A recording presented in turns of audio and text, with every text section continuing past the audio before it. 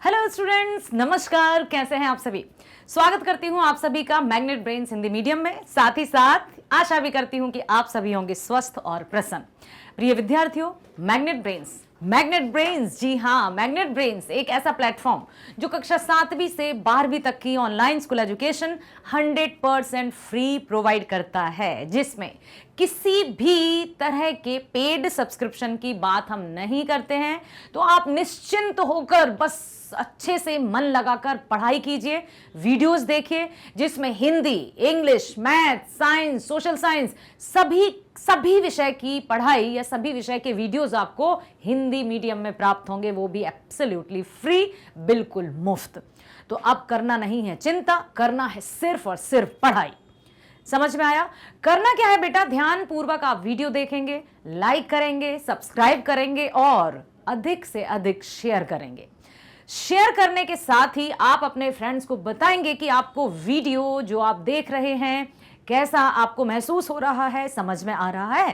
साथ ही साथ मैं भी आपसे हमेशा पूछती हूं, मान लीजिए कि कोई भी पाठ हमने पढ़ा, उसको पढ़कर आपको कैसा लगा? समझ में आया या नहीं समझ में आया? जो नहीं समझ आया आप उसको कमेंट सेक्शन में लिखिए, ताकि हम सबको पता चल सके और हम उसके लिए और अच्छे से आपको समझा सकें। कमेंट में भी हम आपको बिल्कुल रिप्लाई देंगे, लेकिन साथ ही साथ जब कभी लाइव क्लासेस होंगी तब हम फिर मिलेंगे और आपके जो भी डाउट्स हैं उनको क्लियर भी करेंगे। तो आप बिल्कुल पूरी तरह से समर्पण भावना के साथ जुट जाइए, मैग्नेट ब्रेन्स के साथ जुड़ जाइए, मैग्नेट ब्रेन्स के साथ। आइए चलते हैं हमारी पाठ्य पुस्तक किसलय भाग 2। जी हाँ, कक्षा 7वीं की पाठ्य पुस्तक किसलय भाग 2 के पाठ 11 पर। नाम है कबीर के दोहे। संत कबीरदास जी, जो परिचय के मोहताज नहीं। संत कबीरदास जी, जहां भी कबीरदास जी का नाम आता है मन बाग बाग हो जाता है, प्रसन्न हो जाता है। क्यों? क्योंकि आपके जो दोहे हैं वो सभी का पथ प्रदर्शन करते हैं, सभी को राह दिखाते हैं। तो हम इस वीडियो में पढ़ेंगे कबीरदास जी के दोहे, और दोहों के साथ ही हम ये जानेंगे कि आज से सैकड़ों वर्ष पूर्व जो दोहे कबीरदास जी द्वारा लिखे गए, क्या उनकी प्रासंगिकता उसी समय तक रही या आज भी उनकी प्रासंगिकता कायम है? बताइए। बिल्कुल सब कुछ जानेंगे, तो एक भी दोहे को आप मिस नहीं करेंगे, अर्थात शुरू से लेकर आपको वीडियो देखना है अंत तक, ताकि आप बहुत अच्छे से समझ सकें, उन मूल्यों को ग्रहण कर सकें। आइए चलते हैं सबसे पहले कबीरदास जी के जीवन परिचय की ओर। संत कबीरदास। कबीरदास जी का जन्म सन 1398 में हुआ था। 1398 मतलब 1400वीं शताब्दी में या सदी में। आज हम कौन सी सदी में जी रहे हैं बेटा? 21वीं शताब्दी में। 14वीं शताब्दी की ये बात है। 15, 16, 17, 18, 19, 20, 21, 600-700 वर्ष हो गए हैं। तो 1398 में कबीरदास जी का जन्म हुआ, और उस समय की जो रचनाएं हैं कबीरदास जी की, वो आज आप सुनिएगा, समझिएगा और देखिएगा कि आज हर एक जो उनका दोहा है ना, वो हमें हमारे जीवन से और आजकल की जो दुनिया है उससे संबंधित नजर आता है। याद रखना, कबीरदास जी का जन्म हुआ था 1398 में। 1398 कहां? उत्तर प्रदेश के वाराणसी के लहरतारा नामक स्थान में। कहां हुआ बेटा? उत्तर प्रदेश के वाराणसी के लहरतारा नामक स्थान में हुआ था। भाषा, कौन कौन सी भाषा थी जिसका प्रयोग कबीरदास जी ने किया? अवधी भाषा, सधुक्कड़ी भाषा और पंचमेल खिचड़ी भी कही जाती है इनकी भाषा। तो अवधी भाषा में रचनाएं की, सधुक्कड़ी भाषा में रचनाएं की, साथ ही साथ पंचमेल खिचड़ी। अब पंचमेल खिचड़ी कौन सी भाषा है अभी बताती हूं। नाम कबीरदास, जन्म 1398, कहां? उत्तर प्रदेश के वाराणसी के लहरतारा में। भाषाओं का ज्ञान, अवधी, सधुक्कड़ी और पंचमेल खिचड़ी। अवधी भाषा जो अवध में बोली जाती है, ठीक है। सधुक्कड़ी भाषा कौन सी है भाई? तो मैं आपको बता दूं कि कबीरदास जी ने विधिवत शिक्षा प्राप्त नहीं की थी। विधिवत शिक्षा का क्या अर्थ होता है कि कबीरदास जी ने विद्यालय में जाकर या आश्रम में या गुरुकुल में जाकर शिक्षा प्राप्त नहीं की थी। साधु संतों के साथ बैठकर उनकी संगति से उन्हें जो ज्ञान प्राप्त हुआ उससे वे ज्ञानवान बन गए, ज्ञानी बन गए। अवधी भाषा, उत्तर प्रदेश अवध, ठीक है। तो जहां के वे थे, क्षेत्रीय भाषा कहेंगे हम कि अवधी उनके लिए क्षेत्रीय भाषा थी, उनकी मातृभाषा थी। सदुक्कड़ी भाषा अर्थात साधु संतों के साथ बैठकर जिस भाषा का उन्होंने अपने अंदर आत्मसात किया, जिस भाषा को, उसे सदुक्कड़ी भाषा कहते हैं। साधु संतों के पास बैठे। याद रखिएगा, प्रश्न आ सकता है कि कबीरदास जी ने किस तरह की शिक्षा प्राप्त की, गुरुकुल की, आश्रम की, विद्यालय की या साधु संतों के साथ बैठकर। यदि मीराबाई की हम बात करें ना बेटा, तो मीराबाई भी साधु संतों के पास बैठी थी, जिससे उन्हें बड़ा समाज में उन पर ब्लेम किए जाते थे, उन पर आरोप लगाए जाते थे कि संतन ढिग बैठी बैठी लोक लाज खोई। ठीक है, तो यहां कबीरदास जी की जो भाषा है अवधी समझ में आ गई, सदुक्कड़ी समझ में आ गई। अब चलते हैं पंचमेल खिचड़ी की तरफ। पंचमेल खिचड़ी कौन सी भाषा है? तो पंचमेल खिचड़ी जो भाषा है वो, पंचमेल समझ रहे हो, 5, 1 2 3 4 5, पंचमेल खिचड़ी। खिचड़ी हम कैसे बनाते हैं? जिसमें दाल, चावल, सब्जियां, जो भी बहुत सारा मिश्रण का अर्थ होता है खिचड़ी। तो उनकी रचनाओं में कई भाषाओं का मिला जुला रूप है, इसलिए उनकी भाषा को पंचमेल खिचड़ी भी कहा जाता है। बातें क्लियर हुई? नाम है कबीरदास, जन्म हुआ 1398। कहाँ हुआ? उत्तर प्रदेश के वाराणसी के लहरतारा नामक स्थान में। भाषाएं का ज्ञान अवधी, सदुक्कड़ी और पंचमेल खिचड़ी। अब हम चलते हैं उनकी रचनाएं। क्या है उनकी रचनाएं और क्या प्रसिद्ध हैं? तो साखी, सबद और रमैनी। याद रखिएगा, साखी, सबद और रमैनी। साखी का अर्थ है साक्ष्य, प्रत्यक्ष, प्रमाण, अर्थात ये दोहे। सबद, सबद का अर्थ होता है जैसे मोको कहाँ ढूंढे बंदे, मैं तो तेरे पास में, ना मैं देवल ना वे मस्जिद ना काबे कैलाश में, खोजी होए तो तुरते ही मिलो पल भर की तलाश में, कहे कबीर सुनो भाई साधु सब श्वासों की श्वास में। ये आपके सबद हैं कबीरदास जी के। रमैनी भी है, तो जब कभी भी रचना आती है साखी, सबद और रमैनी। साहित्य, साखी, सबद, रमैनी, सारत्व, सार तत्व और बीजक। ठीक है, ये याद रखिएगा, ये बहुत अच्छे से याद रखना है आपको। बीजक भी आपको कबीरदास जी के नाम के साथ याद रखना है। मृत्यु काशी के पास मगहर में सन 1518 में हुई। तो 120 वर्ष का आपका जीवन काल। 1398 से 1518 कितने हो गए? 2 साल यहाँ आ गए, यहाँ के ले लीजिए, तो 120 वर्ष का जीवन काल रहा। आप सोचिए, 120 वर्ष का जीवन काल। अब जो अपने जीवन में सात्विक भाव अपनाते हैं उनकी आयु वैसे भी लंबी होती है। जो तरह तरह के जैसे खान पान, रहन सहन अपनाते हैं उनकी आयु क्षीण होती जाती है। तभी तो कहते हैं योग करें, प्राणायाम करें, सत्संगति करें, सद्मार्ग पर चलें, सद्वचन बोलें। कबीरदास जी की बहुत से ऐसे दोहे हैं जिसमें यह भी बताया है कि वाणी हमें इस तरह की बोलना चाहिए जिससे हमें भी सुकून मिले, शांति मिले और सुनने वाले को भी बहुत अच्छा लगे। तो 120 वर्ष का आपका जीवन काल रहा। और आप कबीरदास जी के बारे में क्या जानते हैं? कुछ इसके अलावा भी क्या आप कबीरदास जी के बारे में कोई बातें जानते हैं? यदि जानते हैं तो मैं अवश्य आपसे जानना चाहूंगी।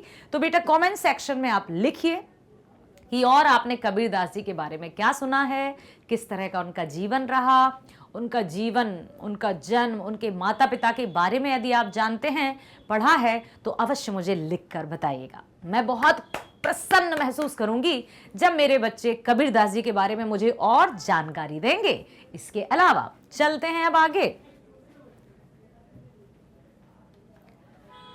अब देखिए, सबसे प्रमुख और सबसे पहला जो दोहा आया है, जिसको साखी भी कहते हैं। साखी का अर्थ होता है साक्ष्य, प्रमाणित। साक्ष्य, प्रमाणित। क्या साक्ष्य है, क्या सबूत है, क्या प्रमाण है?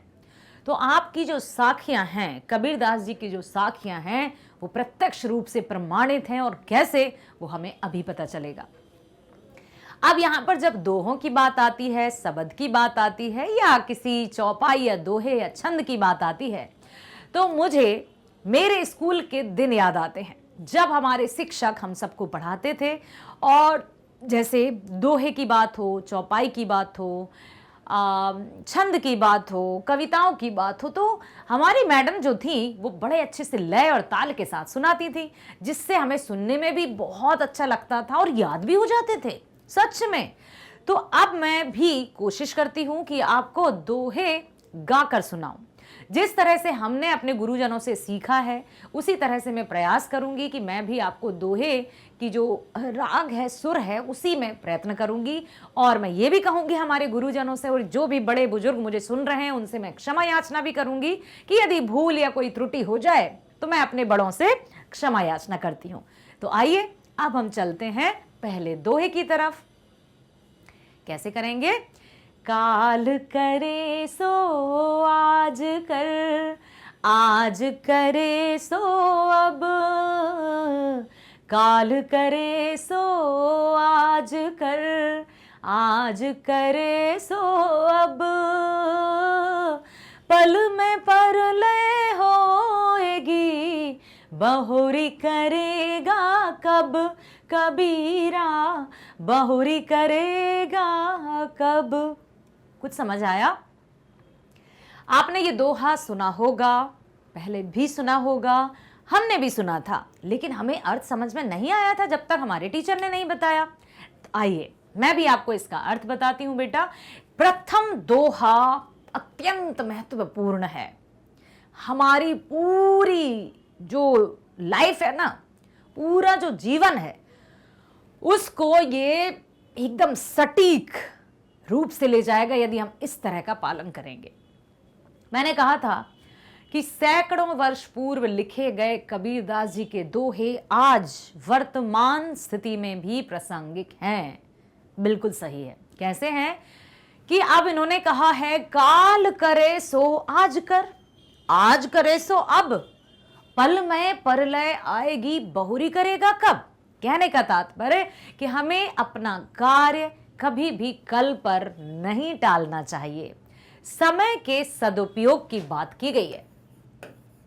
समय का सदुपयोग करना है हमें, और जो समय का सदुपयोग करते हैं वे सफलता की सीढ़ी पर अवश्य चलते हैं, सफलता प्राप्त अवश्य करते हैं। तो यहां पर बात यह की जा रही है कि हमें किसी भी तरह से समय को बर्बाद नहीं करना है। यदि समय को हमने बर्बाद कर दिया तो समय हमें बर्बाद कर देगा। समझ में आया कि सब कुछ समय के हाथ में है और हम अपने हाथ में लेने की कोशिश करते हैं कि नहीं, अभी नहीं कर लेंगे, बहुत समय है भाई, अभी तो सुबह है, 10 बज गए, अरे 12 बज गए, अभी तो बहुत टाइम है, या कल कर लेंगे, परसों कर लेंगे, इतनी भी जल्दी क्या है। ये जो समय है ना, आपको पता है ना कि किस तरह से समय का पहिया चलता है, पूरी तरह से ऐसे चलता जाता है। समय कभी किसी के लिए नहीं रुकता, ये हम सब जानते हैं। उसके बाद भी हम इससे अनजान रहते हैं। तो समय का पहिया चलता है, दिन ढलता है और रात हो जाती है, और हमें पता ही नहीं चलता कि क्या है क्या नहीं है। अब 12:15 हो रहे हैं भाई, ठीक है, घड़ी है ये। कहने का तात्पर्य है कि हमें समय का सदुपयोग करना होगा, हमें समय का सदुपयोग करना होगा, समय का उपयोग करना होगा। हमने बहुत सारी रचनाएं पढ़ी हैं, हमने निबंध पढ़े हैं, हमने अनुच्छेद पढ़े हैं और लिखे भी हैं, लेकिन सिर्फ लिखना काफ़ी नहीं है बेटा। समय पर हर एक कार्य जरूरी है। आलस्य हमें अपनी ओर खींचेगा, अपनी ओर आकर्षित करेगा, लेकिन आज यदि हमने अपने आप को आलस्य के हवाले कर दिया और आज का सुख यदि हमने प्राप्त कर लिया तो कल वो हमारे लिए दर्द बन जाएगा। लेकिन समय का सदुपयोग करते हुए आज हमने दर्द उठा लिए तो कल के वो सुख होंगे। ये है जीवन की सत्यता। तो काल करे सो आज कर, आज करे सो अब ना। जो कार्य है, जो कल हम करने वाले हैं, कल पर मत छोड़ो, आज ही करना है। आज क्यों, अभी कर लेते हैं, क्योंकि पल में प्रलय आएगी, बहुरी करेगा कब, कल का कुछ भरोसा नहीं है। जिस कार्य को आप लेकर बैठे हैं, हो सकता है आप सोच रहे हैं मैं कल कर लूंगा, कल ही तो समाप्त करके मुझे किसी को कार्य देना है, कल ही कर लूंगा। हो सकता है तबीयत खराब हो जाए, हो सकता है मेहमान आ जाए, हो सकता है कुछ ऐसी परिस्थिति आ जाए जिसके कारण हम वो कार्य नहीं कर सकते। फिर क्या करेंगे, हाथ मलते रह जाएंगे। और हाथ मलना अर्थात पछताना, कुछ हाथ नहीं लगेगा। इसलिए समय से पहले जो चला है उसी ने समय को पूजा है और समय ने उसको सलाम दी है। ठीक है, तो कवि ने काल करे सो आज कर, आज करे सो अब, पल में प्रलय होएगी, बहुरी करेगा कब। जिस काम को कल करना है उसे आज कर लो, आज करना है उसे अभी कर ले, क्योंकि क्षण भर में प्रलय हो जाएगा, कुछ ऐसा घटित हो जाएगा जो हमें पता नहीं है, क्योंकि समय सबसे अधिक बलवान है। पल में प्रलय होएगा, फिर तुम अपना काम दोबारा कब कर पाओगे। हो सकता है जो कार्य हम टाल रहे हैं, किसी भी कार्य को टालना नहीं है। कभी हमारी छुट्टियां हो जाती हैं स्कूल की और हम फिर अपने रूटीन को एकदम बदल लेते हैं, लेट सोना शुरू कर देते हैं, लेट जागना शुरू कर लेते हैं, सब कुछ कह सकते हैं कि तहस नहस सा हो जाता है। जो रूटीन या जो नियमित दिनचर्या हम अपना रहे हैं, कोशिश हमें यही करना है कि हम किसी के गुलाम ना हो। हमें अपने मन पर नियंत्रण करना होगा, उसी को अनुशासन कहते हैं। अनुशासन मतलब खुद का खुद पर शासन। यदि खुद का खुद पर ही शासन नहीं रहेगा तो भला हम दूसरों को कैसे नियंत्रण में रख सकते हैं। इसलिए किसी भी तरह से हम समय को खोने के बारे में कल्पना भी नहीं करेंगे बेटा। हर कार्य हमें समय पर करना होगा। समझ में आया? चलते हैं दूसरे की तरफ। अच्छा, एक और बात बताइए, क्या आपको पहला दोहा याद हुआ? याद हुआ? किसी को याद हुआ? क्या आप गाकर देखिए, कैसे अभी मैंने बताया था, आप अपने घर में सुनाइए, फिर देखिए आप कितना आनंद उठाएंगे और उनके अर्थ भी आपको समझ में आएंगे। ठीक है, तो काल करे सो आज कर, आज करे सो अब, पल में प्रलय होएगी, बहुरी करेगा कब। हमें अपने काम को समय से पूर्व पूरा करना होगा, टालना नहीं है किसी भी कार्य को। जो हो गया सो हो गया और जो सो गया तो खो गया। तभी तो कहते हैं जो जागेगा सो पावेगा, जो सोवेगा तो खोवेगा। हमारे बड़े बुजुर्गों ने ऐसे ही नहीं कही हैं बातें, अपने अनुभव के आधार पर उन्होंने हमें बिल्कुल पग पग पर समझाने की कोशिश की। लेकिन हम हैं कि अरे अब आप क्या जाने, अब आप क्या जाने, आपके जमाने में ये नहीं था, ये ऐसा नहीं था, वैसा नहीं था। हम लाख उनको ही सुना देते हैं। यदि हम लाख उनको सुनाने के स्थान पर यदि 4 बातें उनकी सुन लें और उनका पालन करें तो जीवन सार्थक हो जाए। चलो चलते हैं दूसरे दोहे की तरफ। अब देखिए, समय का पालन हमने पहले दोहे में पढ़ लिया है। ठीक है, समय का पालन करना है। अब हम दूसरा जो दोहा है, जिस तरह से हमारे शिक्षकों ने हमें बताया उसी तरह से हम आपको बताते हैं, कुछ राग कुछ सुर के साथ, और गलतियां हो सकती हैं तो मैं अपने बड़े बुजुर्गों से, अपने गुरुजनों से क्षमा भी मांगती हूं। किस तरह से होगा बेटा?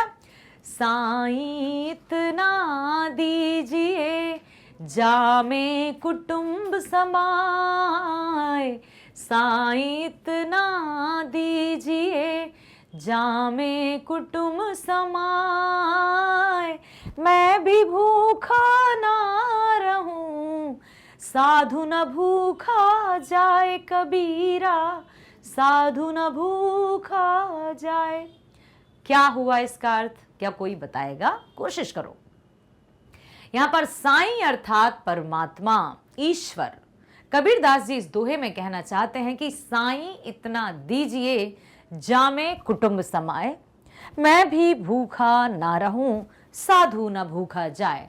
तो यहां पर आत्म संतुष्टि की बात की जा रही है, जो कि जिसका पालन नहीं करने से व्यक्ति का सुख चैन छिन गया है, और जो संतोष के साथ अपना जीवन जी रहे हैं वे खुश हैं। जिनके मन में संतोष का वास नहीं है वे दुखी हैं। तो उन्होंने कभी भी, आप बताइए, क्या उन्होंने जो अब आज से 500-600 वर्ष पूर्व ये दोहे लिखे गए हैं, क्या आपको नहीं लगता कि ये आज भी हमारे लिए उपयोगी हैं? यस, बिल्कुल लगता है। तो पहला दोहा हमने जान ही लिया कि समय का सदुपयोग करना है। दूसरे में उन्होंने आत्मसंतुष्टि, संतोष की भावना की बात की है कि साईं इतना दीजिए जामे कुटुंब समाए, मैं भी भूखा ना रहूं साधु ना भूखा जाए। कहने का तात्पर्य कि प्रभु, मैं लोभ, मोह, माया इन सब के वश में नहीं हूं और ना ही कभी होना चाहता हूं। मैं तो चाहता हूं कि बस मुझे इतना प्राप्त, इतना आप दे जिससे कि मैं अपने परिवार का, अपने कुटुंब का भरण पोषण कर सकूं, और साथ ही साथ यदि दरवाजे पर कोई साधु आ जाए या कोई भिक्षुक आ जाए तो मैं उसे भी पेट भर के भोजन दे सकूं। मुझे नहीं चाहिए बड़े बड़े महल, बड़ी बड़ी गाड़ियां, ये जो भौतिक वस्तुएं हैं वो मुझे नहीं चाहिए ज्यादा। मैं बस इतना चाहता हूं कि मेरा जीवन और मेरे परिवार की जो मुझ पर जिम्मेदारी है उसको मैं सही से उठा सकूं। मुझे सच में कुछ बड़ी धन दौलत नहीं चाहिए। मैं खुश हूं, मैं संतुष्ट हूं, क्योंकि मैंने देखा है जिनके पास बड़े बड़े महल, अट्टालिकाएं, बड़ी बड़ी गाड़ियां, नौकर चाकर सब कुछ होते हुए भी वो दुखी हैं। तो ऐसी धन संपत्ति, दौलत मैं क्यों चाहूं, अर्थात मुझे नहीं चाहिए। समझ में आया? साईं इतना दीजिए जामे कुटुंब समाए। जो भी आवश्यकता है, आपने सुना ही होगा, मूलभूत आवश्यकताएं रोटी, कपड़ा और मकान। तो ये तीन जो आवश्यकताएं हैं, रोटी अर्थात पेट भरने के लिए अन्न प्राप्त हो जाए, कपड़ा तन ढकने के लिए वस्त्र प्राप्त हो जाए, और मकान एक घर, छत प्रदान कर दे, बस ये जो हमारे पास है, ये जो आपने दिया है, इसके अतिरिक्त हमें कुछ नहीं चाहिए। और सच्चे मन से हम ये प्रार्थना करते हैं, मैं खुद ये प्रार्थना करती हूं प्रभु कि जो आपने दिया है वो पर्याप्त है। मुझे नहीं चाहिए बड़े बड़े घर, महल, अट्टालिकाएं, बड़ी बड़ी गाड़ियां, जो है वो पर्याप्त है मेरे प्रभु। बस इतनी कृपा कीजिएगा कि मैं अपने परिवार का, अपने कुटुंब का, और यदि कोई घर के दरवाजे पर आ जाए याचक तो उसको भी मैं दे सकूं प्रभु। बस इतनी कृपा करना कि मैं कभी किसी के सामने हाथ ना फैलाऊं, मैं तेरे अलावा किसी के सामने हाथ ना फैलाऊं। ठीक है? हाँ, एक है पंक्तियां की, मेरा मन तुझ में ही रम जाए और बनूं मैं इस बंधन में, मुझे नहीं चाहिए बड़े महल और नहीं चाहिए गाड़ी, मैं तो नित प्रतिदिन ये करती हूँ तुझसे ही प्रार्थना। कि कहने का तात्पर्य यह है कि हम संतोष के भाव के साथ जब जीवन यापन करेंगे तो हम सुखी रहेंगे। यदि मन में लोभ, मोह, माया, बस चाहिए चाहिए, लालच, ये भावना यदि आ गई तो हम कभी सुखी नहीं रह सकते। ठीक है? तो हमारे मन में संतुष्टि की भावना का होना जरूरी है। हे ईश्वर, आप मुझे उतना ही धन दीजिए जिससे मैं अपने परिवार और सगे संबंधियों की आवश्यकता को पूरा कर सकूं तथा मैं भी भूखा ना रहूं। हे प्रभु, मुझे बस उतनी ही धन संपत्ति दीजिए जिससे मैं अपने परिवार का और सगे संबंधियों की जो आवश्यकताएं हैं उन्हें पूरी कर सकूं और मैं भी अपना पेट भर सकूं। साथ ही साथ मेरे द्वार पर आए अतिथि या साधु भी भूखे ना लौट सकें। इतना आप मुझे प्रदान करें, इसके अलावा मुझे कुछ नहीं चाहिए। अर्थात मन में संतुष्टि का भाव कबीरदास जी ने इस दोहे के माध्यम से बताया है। समझ में आया बच्चों? Very good. बताइए किसको याद हुआ ये? साईं इतना दीजिए जामे कुटुंब समाए, मैं भी भूखा ना रहूं साधु ना भूखा जाए। चलो चलते हैं अगले दोहे की तरफ। अब तीसरा है, देखते हैं क्या बताया है इसमें। हाँ, निंदक नियरे राखिए आंगन कुटी छवाए, निंदक नियरे राखिए आंगन कुटी छवाए, बिन पानी साबुन बिना निर्मल करे सुभाए, कबीरा निर्मल करे सुभाए। अब क्या है यहाँ पर? कबीरदास जी ने, संत कबीरदास जी ने यही बताया है कि अपने निंदकों को अपने पास में रखो। कैसे? जैसे हम गाय को खूंटे से बांध कर रखते हैं ना, उसी तरह से जो अपने निंदक हैं, जो हमें हमारी कमियों से परिचित करवाते हैं, उनको आप अपने पास रखो। क्यों? ताकि हमें अपनी कमियों के बारे में पता चल सके और हमारे अंदर जो भी कमी है, खामियां हैं, हम उनसे परिचित हो सकें और उन कमियों को और उन खामियों को दूर करने का प्रयत्न कर सकें। क्योंकि सुनो अब ध्यान से, क्योंकि प्रशंसा करने वाले, मुंह पर प्रशंसा करने वाले अनगिनत मिल जाते हैं, लेकिन मुंह पर साफ साफ दो टूक बात कहने वाले बहुत कम मिलते हैं। क्योंकि इसके पीछे कारण है कि सबको बस प्रशंसा ही सुननी होती है। बहुत ऐसे, मतलब 100 में से 2-3% ही व्यक्ति ऐसे होंगे जो अपनी कमियों को जानना चाहते हैं। सब अच्छा अच्छा सुनना चाहते हैं और जो अच्छा कह रहा है उसको अच्छा मान रहे हैं, लेकिन वे भूल जाते हैं कि जो आपके मुख पर आपकी प्रशंसा कर रहे हैं ना, वो पीठ पीछे निंदा करते हैं। तो इससे अच्छे तो वे लोग हैं जो मुंह पर हमारी निंदा करते हैं, हमारी कमियों के बारे में हमें बताते हैं और पीठ पीछे हमारी अच्छी बातों को फैलाते हैं। कौन व्यक्ति अच्छा हुआ? प्रशंसा करने वाला या निंदा करने वाला? तो यहां पर इस दोहे के माध्यम से कबीरदास जी ने यही बताया है कि अपने निंदकों को अपने पास रखिए, क्योंकि वही हैं जो हमारे मन के मैल को साफ कर सकते हैं, हमारी कमियों को बिना साबुन बिना पानी के स्वच्छ कर सकते हैं। नहीं तो वही, क्यों पानी में मलमल नहाए, मन का मैल उतारो प्राणी, मन का मैल उतार। हम नहा धो रहे हैं बड़े खुशबूदार साबुनों से, सुगंधित शैम्पू, ये सब कुछ हम उपयोग कर रहे हैं और मन में भरा है मैल, कचरा, ईर्ष्या, द्वेष, नफरत, दूसरों के प्रति बदले की भावना, जलन की भावना, और हम नहीं हम तो ये उपयोग में लाते हैं, हम तो ब्रांडेड चीजें ही करते हैं भाई, हम कोई ऐसी वैसी साबुन थोड़ी इस्तेमाल करते हैं। पता चला मन में भरा है इतना मैल, तो वो साबुन किस काम की? इसलिए कबीरदास जी ने कहा है कि अपने निंदकों को अपने पास रखिए ताकि हमें हमारी कमियां पता चले। और थैंक यू, धन्यवाद कीजिए उन लोगों का जो आपकी कमियां या हमारी कमियां हमारे मुंह पर बताते हैं, क्योंकि ऐसे लोग होते ही नहीं है। कहने का तात्पर्य कि सब मुंह पर प्रशंसा करते हैं और पीठ पीछे निंदा। समझ में आया? तो पीठ पीछे निंदा से अच्छा है कि मुख पर जो निंदा करते हैं, मुख पर जो हमारी कमियों को बताते हैं, उनको हम धन्यवाद दें, नतमस्तक हो उनके सामने, ताकि हम अपनी कमियों के बारे में जान सकें और अच्छा और अच्छा और अच्छा कर सकें। ठीक है? तो यहां पर कबीरदास जी ने इस दोहे के माध्यम से क्या बताया है? सेल्फ रियलाइजेशन, अर्थात अपने निंदकों को रखना है अपने पास। समझ में आया बच्चों? अब देखो, जो आपकी निंदा करता है उसे भी आप मिलाकर रखें, बिल्कुल अपने पास रखें, उसका आप सम्मान करें, चाहे उसके लिए आपको परेशानी ही क्यों ना उठानी पड़े, क्योंकि आपकी निकटता को पाकर स्वयं उसके स्वभाव में परिवर्तन हो जाएगा। अर्थात बिना पानी और साबुन के उसके मन स्थिति मैल दूर हो जाएंगी। अच्छा, यहां पर उन्होंने और तरीके से इस बात को रखा है, और मतलब उसका वही है कि कभी कभी हमारी लोग अनायास ही निंदा करने लगते हैं। दोनों तरफ से ये दोहा बिल्कुल हमारे आज के जीवन के रूप में प्रासंगिक है।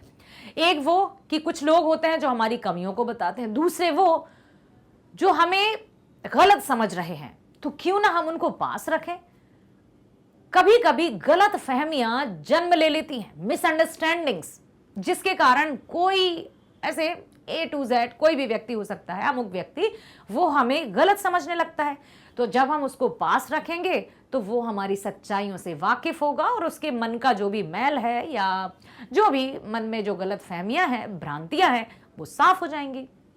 तो दोनों तरीके से कवि ने यही बताया है, कबीरदास जी ने यही बताया है कि अपने निंदकों को अपने पास रखें। ठीक है, निंदकों को अपने पास रखें ताकि हमें अपनी कमियां पता चले। समझ में आया क्यों रखना है? अब हम चलते हैं अगले दोहे की तरफ। अब देखिए, इसमें उन्होंने बहुत अच्छी बात की है। क्या की है? जात न पूछो साधु की, पूछ लीजिए ज्ञान। जाति न पूछो साधु की, पूछ लीजिए ज्ञान। मोल करो तलवार का, पड़ा रहन दो म्यान कबीरा, पड़ा रहन दो म्यान। अब देखो, इस दोहे के माध्यम से संत कबीरदास जी कहते हैं कि कभी कभी जो हमारे मन में है जातीय भेदभाव, जिस तरह से लोग आपस में भेदभाव के साथ जी रहे हैं, कहने का तात्पर्य कि कभी कभी ऐसा होता है कि हम जातीय भेदभाव के चलते कुछ ऐसा कार्य कर जाते हैं जो कि जनहित के लिए नहीं होता, अर्थात जिससे लोगों की भलाई नहीं होती। तो हमें जातीय भेदभाव में तो बिल्कुल भी नहीं पड़ना है। हमें सबके साथ समान व्यवहार अपनाना है। किसी के प्रति हमारे मन में ये भावना ना आए कि ये, क्योंकि उस समय जब हम बात कर रहे हैं कबीरदास जी के जीवन काल की, कब से कब तक, 1398 से 1518 तक की हम बात कर रहे हैं। ठीक है, हम कब की बात कर रहे हैं बेटा? 1398 से 1518 की बात। उस समय जाति प्रथा जोर शोर से समाज में व्याप्त थी। समाज 4 वर्णों में बटा हुआ था। ब्राह्मण, ठीक है, क्षत्रिय, वैश्य,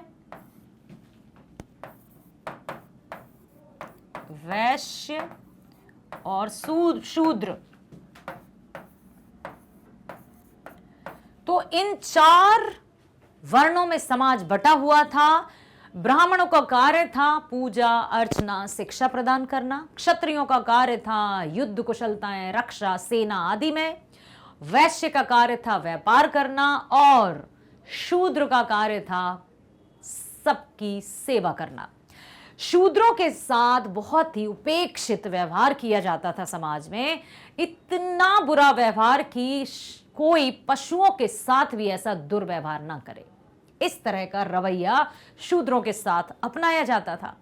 उस जातीय भेदभाव को देखकर कबीरदास जी मन ही मन बहुत दुखी होते थे।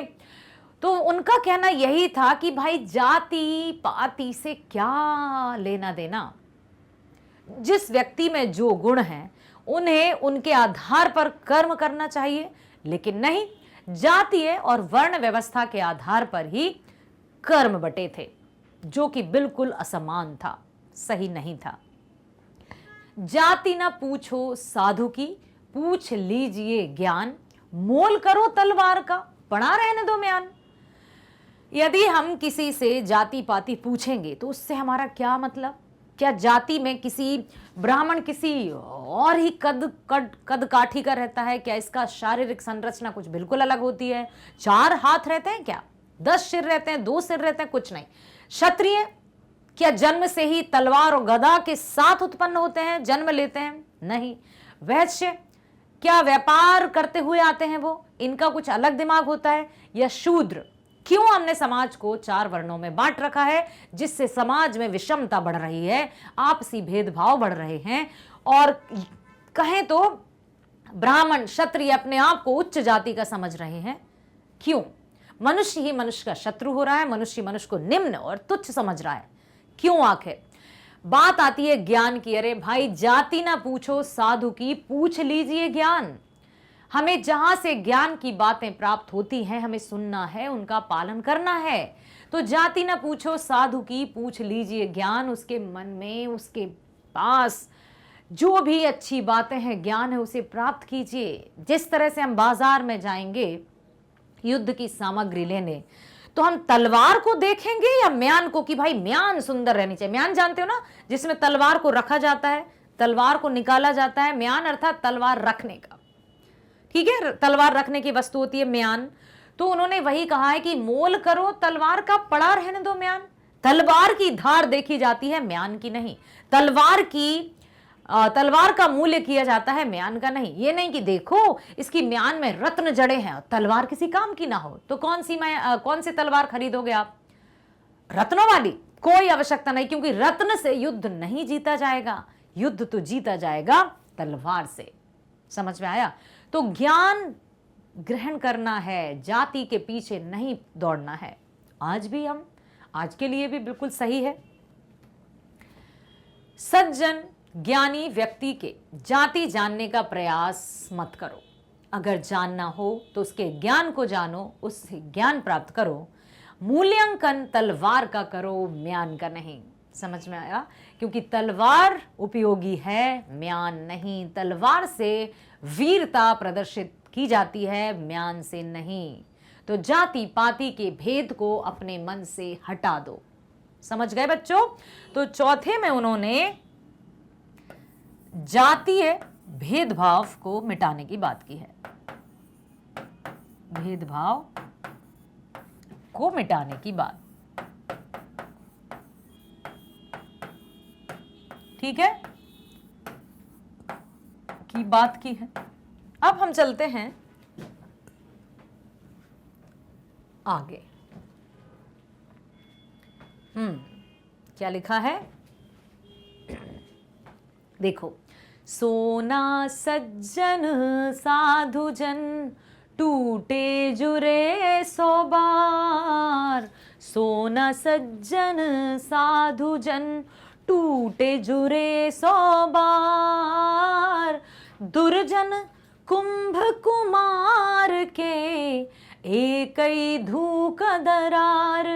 कबीरा एक ही धूक दरार। अब सोना सज्जन साधुजन टूटे जुरे 100 बार। सज्जन हुए, साधुजन हुए, सोना हुए। ये कई बार टूटता है, बिखरता है। जैसे सोने की कोई वस्तु है, ठीक है, मान लीजिए सोने की कोई वस्तु है और वो टूट गई है, तो क्या हम उसको फेंक देते हैं? उसकी कीमत शून्य हो जाती है? बिल्कुल नहीं। रत्न कोई भी बिखर जाता है तो क्या हम उसको फेंक देते हैं? बिल्कुल नहीं, क्योंकि उसकी कीमत कम नहीं होती है। इसी प्रकार से सोना सज्जन साधुजन टूटे जुरे 100 बार। टूटते हैं, जुड़ते हैं, क्योंकि उनका मोल है, उनकी वैल्यू है। तो ऐसा नहीं है कि साधु और जो सज्जन हैं उनकी संगति हमारे लिए हमेशा लाभदायक होगी। दुर्जन कुंभ कुमार के एक ही धू का दरार। जो दुर्जन है, जिस तरह से कुंभ क्या है? घड़ा। कुम्हार बनाता है ना घड़े को। आपने वो दोहा सुना है, गुरु कुम्हार शिष्य कुंभ है, गड़ गड़ काढ़ है खोट, अंतर हाथ सहार दे बाहर मारे चोट। तो यहां पर यही बताया है कि सज्जन और साधुजन सोने की तरह सैकड़ों बार टूट भी सकते हैं और जुड़ भी सकते हैं, फिर भी उनका मूल्य बना रहता है। समझ में आया? लेकिन दुर्जन व्यक्ति कुम्हार के घड़े की भांति है, जो एक ही धक्के में दरार पैदा कर लेते हैं, जो प्रलय से भी नहीं जुड़ते, प्रयत्न से भी नहीं जुड़ते हैं। प्रयत्न है बेटा, ठीक है, जो प्रयत्न से भी नहीं जुड़ते। कितना भी हम प्रयत्न कर लें तब भी वो जुड़ेंगे नहीं। तो कहने का तात्पर्य है कि हम साधु जन और जो सज्जन हैं उनकी संगति में रहें, ताकि हमारा चरित्र है, हमारा जो व्यक्तित्व है, उसका निर्माण अच्छा हो सके। तो यहां बात की गई है सत्संगति की। किसकी बात की गई है बेटा? सत्संगति। सत्संगति लिख सकते हैं हम इसको। अच्छी संगति की बात की गई है। समझ में आया? अब हम चलते हैं अगले दोहे की तरफ। देखो जरा, बहुत अच्छा है। क्या है? पोथी पढ़ पढ़ जगमुआ, पंडित भया न कोय। पोथी पढ़ी पढ़ी जगमुआ, पंडित भया न कोय। ढाई अखर प्रेम का, पढ़े सो पंडित होए। क्या बात कही है कबीरदास जी ने। क्या ये आपने पहले सुना था ये दोहा? पोथी पढ़ पढ़ जगमुआ, पंडित भया न कोय। ढाई अखर प्रेम का, पढ़े सो पंडित होए। कहने का तात्पर्य क्या है? कहने का तात्पर्य है कि मोटी मोटी किताबों को पढ़ने से कोई ज्ञानी नहीं बन जाता। जो कहे कि मैंने ये डिग्री प्राप्त की है, मैंने ये पढ़ रखा है, और व्यवहार में बिल्कुल नहीं झलकता, तो उसकी ये मोटी मोटी किताबें पढ़ने का क्या अर्थ हुआ? बड़ी बड़ी डिग्री धरने का क्या अर्थ हुआ?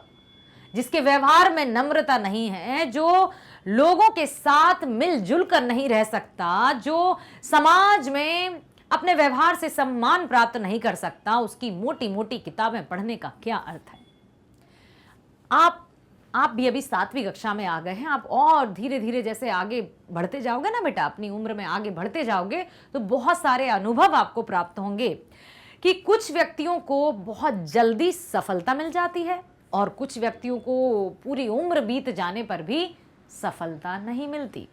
क्या कारण है? इसके पीछे कारण है उसका चरित्र, उसका व्यक्तित्व, उसका व्यवहार।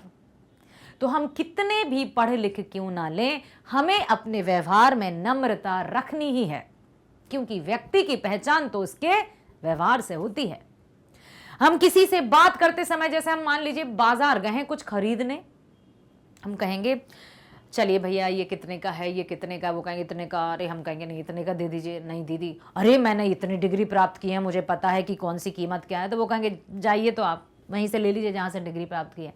और इसके विपरीत यदि हम कहें विनम्रता से, भैया हम मानते हैं कि आपको हो सकता है आपको कुछ घाटा हो, लेकिन आप हमारे लिए घाटा ले लीजिए, इतना तो आप कम कर दीजिए, आगे कभी कमा लीजिएगा, तो वो बिल्कुल मान जाएगा। तो व्यवहार ऐसा है ना कि व्यक्ति का व्यवहार ही उसके व्यक्तित्व का आईना होता है। हर समय अपनी डिग्रियों की चर्चा नहीं कर सकते, हम अपनी धन दौलत संपत्ति की चर्चा नहीं कर सकते कि मुझसे ऐसे बात करोगे, पता नहीं मैं कौन हूं। अरे भाई, यदि तुम वास्तव में कुछ होते तो पता होता ना कि कौन हो, तुम्हें बताने की आवश्यकता थोड़ी होती। तो कहने का तात्पर्य है कि पोथी पढ़ पढ़ जग मुआ, पंडित भया न कोय। सिर्फ किताबी ज्ञान प्राप्त कर लेने से कोई ज्ञानवान नहीं बन जाता है। जब तक मन में प्रेम की भावना का संचार नहीं है, तब तक सब कुछ व्यर्थ है। तो यहां पर बात की गई है प्रेम की भावना की। प्रेम को सर्वोपरि बताया है, सर्वोपरि, सबसे ऊपर। ठीक है। पोथी पढ़ते पढ़ते लोग मर गए, लेकिन पंडित खोए नहीं हुए। जो व्यक्ति मात्र 2.5 अक्षर के प्रेम शब्द का ज्ञान प्राप्त कर लिया ना, वही पंडित हो गया। प्रेम का अर्थ क्या है?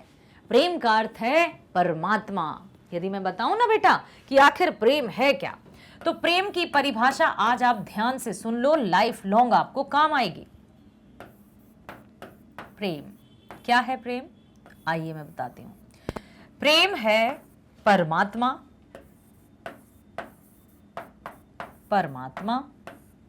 प्रेम है समर्पण, प्रेम है सच्चाई, प्रेम है सहायता, जहां आवश्यकता पड़े वहां सहायता। प्रेम क्या है? प्रेम है निस्वार्थ भावना। निस्वार्थ, निस्वार्थ जानते हो? निस्वार्थता। और प्रेम है जीवन पर्यंत। जीवन पर्यंत का अर्थ होता है जीवन भर के लिए। ठीक है, तो प्रेम सच्चाई है, प्रेम परमात्मा है, प्रेम सच्चाई सहायता निस्वार्थता जीवन पर्यंत है। तो यहां पर पोथी पढ़ी पढ़ जग मुआ, पंडित भया न कोय, 2.5 अक्षर प्रेम का पढ़े सुपंडित होए। कहने का तात्पर्य यही है कि बड़े बड़े लोग आए और पोथियां पढ़ पढ़ कर मर गए, चले गए। क्या वो पंडित हुए? क्या डिग्रियों को प्राप्त कर लेना ही सब कुछ होता है? बिल्कुल नहीं। जब तक हमारे व्यवहार में सच्चाई नहीं है, प्रेम नहीं है, सद्भावना नहीं है, विनम्रता नहीं है, हमारी कोई पहचान नहीं है। ठीक है, तो यहां पर पढ़ते पढ़ते पोथी, पोथी मतलब मोटी मोटी किताबें, तो किताबों से ही सिर्फ किताबी कीड़ा ना बने, किताबों को भी पढ़ें, समाज को भी पढ़ें, अपने आप को भी पढ़ें, परिवार को भी पढ़ें और देश को भी पढ़ें, समस्याओं को भी पढ़ें और सुलझाना जो है निदान उसको भी पढ़ें। सब कुछ जब हम पढ़ लेंगे तो अपने आप हम जीवन में अच्छे से आगे बढ़ जाएंगे। ठीक है, इसको ध्यान दे दीजिए और हो सके तो स्क्रीनशॉट ले लीजिए ताकि कभी भी आप प्रेम को कुछ और ना समझें। एक और जिसको लोग प्रेम कहने लगते हैं वो मोह होता है। मोह, आकर्षण, कुछ पल के लिए, कुछ दिनों के लिए, कुछ महीनों के लिए, कुछ वर्षों के लिए। जैसे ही उस वस्तु की सुंदरता कम हुई, मोह खत्म। तो मोह के लालच में, दलदल में कभी मत फंसना। प्रेम, माता पिता का प्रेम, जो कुछ भी हो जाए, अपने बच्चे को हमेशा उसकी भलाई ही चाहते हैं वो। ठीक है, समझ आया? अगला है, बुरा जो देखन मैं चला, बुरा ना मिलया कोई, बुरा जो देखन मैं चला, बुरा ना मिलया कोई, जो दिल खोजा अपनों, मुझसा बुरा ना कोई, कबीरा मुझसे बुरा ना कोई। अक्सर व्यक्ति दूसरों पर उंगलियां उठाते रहते हैं।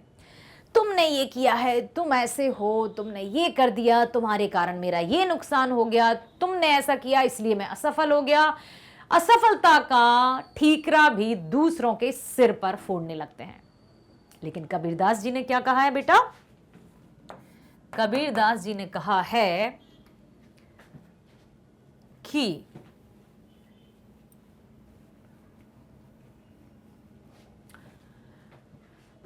कवि कहते हैं, जब मैं अन्यों में बुराई खोजने निकला तो बुरा कोई नहीं मिला। कबीरदास जी, ठीक है, कबीरदास जी कहते हैं कि जब मैं लोगों में बुराई देखने निकला तो मुझे कोई नहीं मिला। क्यों? जब हमने अपने अंदर की बुराई को झांकने का प्रयत्न किया तो लगा कि मुझसे बुरा तो कोई है ही नहीं। पता है क्यों?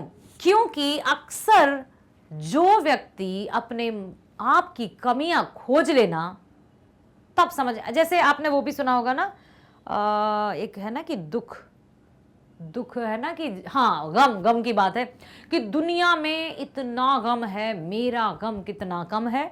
लोगों का गम देखा तो अपना गम भूल गया। इसी तरह से यह है कि बुरा जो देखन मैं चला, बुरा ना मिलिया कोई। जब हमने सच्चे मन से अपने आप को झांका और अपने मन में देखा कि मैं जो कार्य कर रहा हूं, क्योंकि हम लोगों से झूठ बोल सकते हैं, लोगों से बहुत सारी बातें छुपा सकते हैं, लेकिन क्या हम अपने आप को धोखा दे सकते हैं? हमारा मन तो सब कुछ जानता है ना कि आप क्या कर रहे हैं, कहाँ जा रहे हैं, कैसे खा रहे हैं, पी रहे हैं, उठ रहे हैं, बैठ रहे हैं। लोगों के सामने यदि अच्छा बने ही रहेंगे तो आपको तो पता है ना कि आप क्या हो, खुद को तो पता है ना कि हम क्या हैं। तो कबीरदास जी ने यही कहा है कि बुरा जो देखन मैं चला, बुरा ना मिलिया कोई, जो मन खोजा आपनो, मुझसे बुरा ना कोई। क्योंकि हर व्यक्ति यदि अपने मन को खोज ले, अपने मन को तलाश ले, उस पर ध्यान दे, तब उसको समझ में आएगा कि बुरा वो नहीं है जिसे मैं समझता था, बुरा तो मैं हूं। और जब सबको अपनी अपनी कमियां नजर आ जाएंगी तो फिर ना कोई लड़ाई, ना कोई झगड़ा, ना कोई बहस, ना आपसी भेदभाव, कुछ भी नहीं रहेगा। कहने का तात्पर्य कि आपसी मेल मिलाप की बात की गई है, आपसी भाईचारे की बात की गई है। संत कबीरदास जी ने हमें यही ज्ञान दिया है इस दोहे के माध्यम से। अपने आप को जानना, स्वयं को परखना, स्वयं को परखना। ठीक है, अब हम चलते हैं शब्दार्थ की तरफ। बहुरी करेगा कब, दोबारा कब करेगा। कुटुंब, सगा संबंधी, आखर, ढाई आखर प्रेम का, पढ़े सो पंडित होए अक्षर। निंदक, निंदा करने वाला। साईं इतना दीजिए ईश्वर भगवान। नियरे, पास, निकट, निंदक नियरे राखिए। मुआ, मर गया। मयान, तलवार रखने की खोल या कवर। तो ये है। आशा करती हूं आपने बहुत ध्यान से सातों दोहों को सुना, समझा और उसमें जो भी ज्ञान अर्जन हुआ आपको मुझे कमेंट सेक्शन में जरूर बताइएगा बेटा। मैं आपके विचारों को जानना चाहती हूं, आपको जानना चाहती हूं, ताकि मैं आपको जानकर और अच्छे से आपको बता सकूं। तो आइए हम इसी तरह से बने रहेंगे मैग्नेट ब्रेन्स पर, कनेक्टेड रहेंगे एक दूसरे से। तो मिलते हैं अगले वीडियो में। स्वस्थ रहिए, खुश रहिए, bye bye, thank you so much.